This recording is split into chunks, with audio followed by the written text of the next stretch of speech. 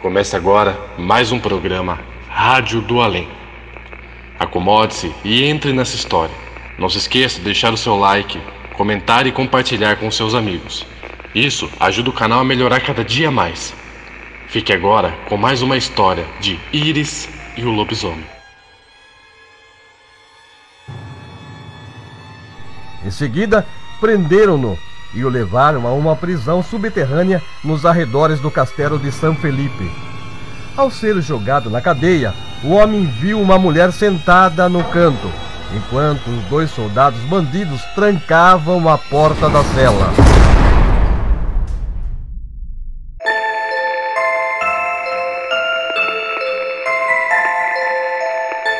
O agente federal que foi até a Colômbia para descobrir onde a agente Esther estava presa, pediu 2 dias de prazo antes que Iris e outros agentes pudessem ir ao encontro dele. Mas o agente brasileiro acabou descoberto e preso por 2 policiais colombianos que agiam em favor dos guerrilheiros. Antes que se completasse os 2 dias de prazo exigidos pelo agente, para que pudesse fazer investigações em busca de evidências que o levasse até Esther, a agente Iris e seu grupo saíram da cidade de Santa Isabel e seguiram ao território vizinho.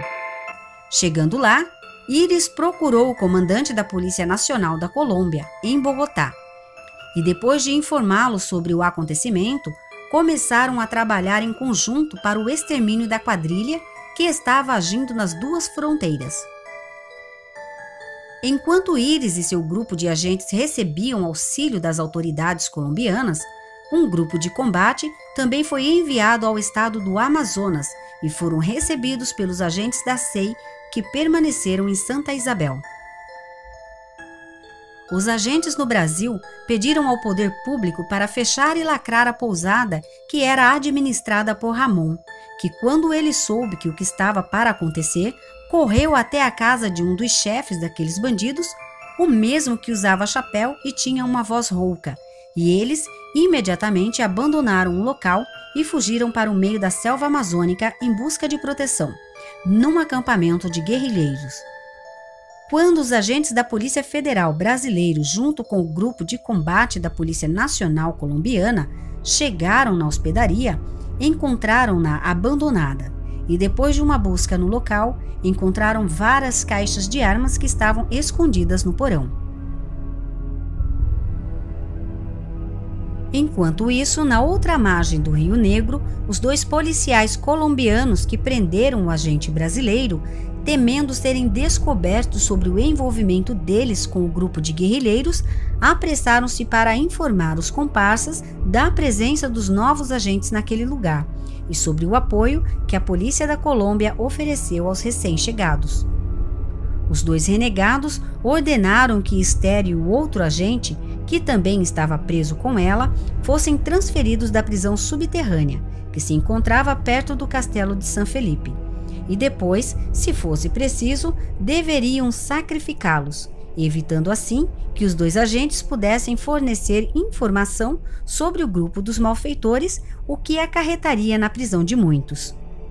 Mas o comandante do batalhão do qual aqueles 2 soldados faziam parte já suspeitava da má conduta de alguns subordinados, em especial os 2 que estavam enriquecendo provavelmente de forma ilegal.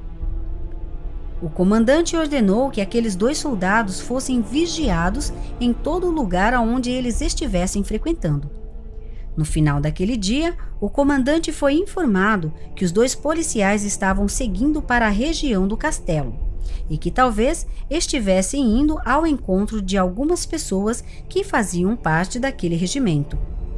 Iris e os agentes que estavam com ela foram informados que aqueles 2 provavelmente estivessem agindo em concordância com os guerrilheiros e que, ao segui-los, poderiam chegar até o esconderijo dos cabeças do grupo, e que, se a sorte estivesse ao lado da polícia, não demoraria para encontrar o lugar onde os 2 agentes que foram sequestrados estavam sendo mantidos prisioneiros.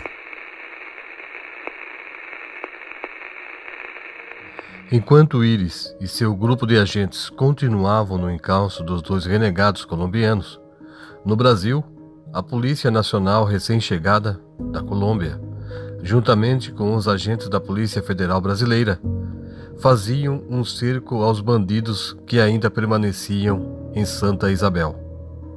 Durante a noite, houve muita correria e gritaria pelos becos escuros daquela cidade. Em pouco tempo, as 2 polícias prenderam um grupo de homens brasileiros e colombianos e, antes de enviá-los para a cadeia, os agentes forçaram os bandidos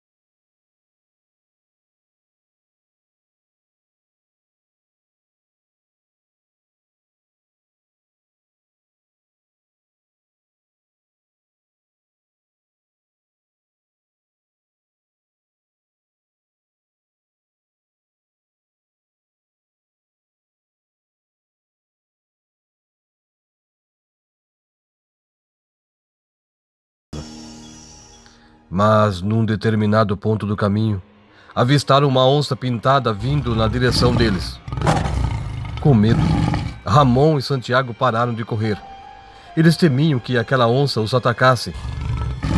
E sabiam também, se continuassem parados, logo seriam alcançados pelos policiais que já estavam procurando por eles. Então Santiago gritou, ordenando que Ramon fosse na frente para distrair a onça, enquanto ele passaria por trás dela. Ramon! Corra na frente para chamar a atenção dela, enquanto eu passo por outro lado.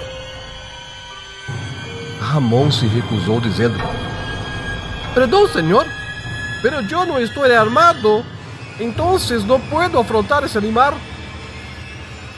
Diante daquela resposta, Santiago sacou um revólver para intimidar Ramon a obedecê-lo. Agindo rapidamente, Ramon pulou numa ribanceira e desceu rolando por ela. Irritado, Santiago começou a atirar para o fundo do barranco. O ódio e a vontade de alvejar o companheiro eram tão grandes que o fizeram esquecer-se da onça. Foram poucos segundos passados, mas o suficiente para que o animal o atacasse pelas costas. Com a pancada que recebeu, Santiago caiu gritando por socorro. Socorro! Alguém me ajude! Mas a onça não o deixou escapar, e ele deu o seu último tiro. Ramon escutou os gritos daquele homem pedindo ajuda, e enquanto imaginava que Santiago foi pego pela onça, continuou correndo.